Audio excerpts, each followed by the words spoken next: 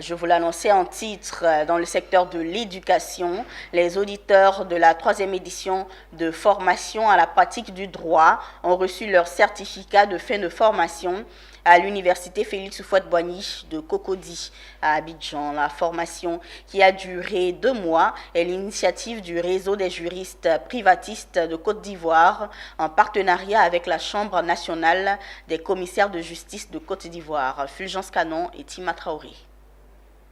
Ils étaient au total 100 auditeurs à recevoir leur certificat de fin de formation à la pratique du droit. Parents, amis et connaissances se sont déplacés massivement pour soutenir les récipiendaires et célébrer l'excellence.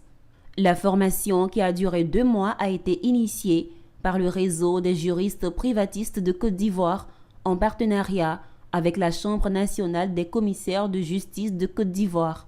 Elle a porté sur 3 modules de formation: la rédaction des actes juridiques, le droit foncier et le droit du travail. Aujourd'hui, 28 janvier, je reçois le certificat de remise des formations juridiques.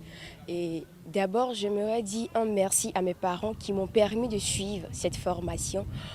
Certes, ça a été cher, mais acquérir une connaissance, ça n'a pas de prix. Je remercie tout d'abord ma famille qui a bien voulu contribuer financièrement pour que je participe à cette formation, et aussi au REPSI pour son initiative prise. Nous sommes à la 3e édition des formations juridiques pratiques.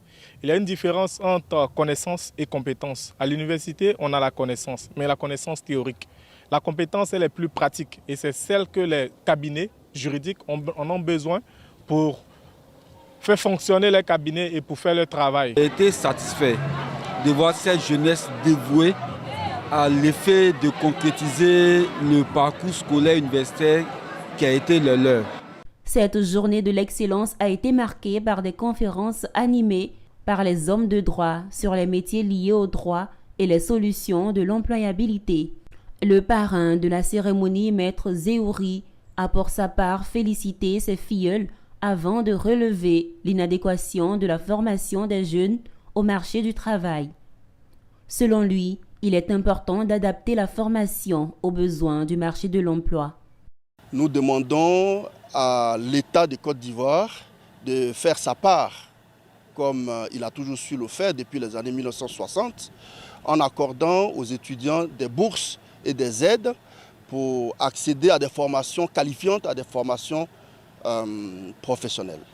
Aussi de mettre en place des cursus de formation pratique qui vont leur permettre, n'est-ce pas, d'avoir des acquis en sortant de l'université.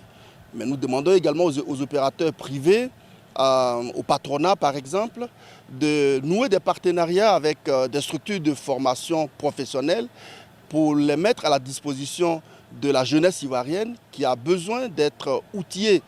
L'année 2023 est une année que l'État de Côte d'Ivoire, à travers le président, a dédié à la jeunesse. Les nouveaux demandeurs d'emploi de cette 3e édition ont grand espoir.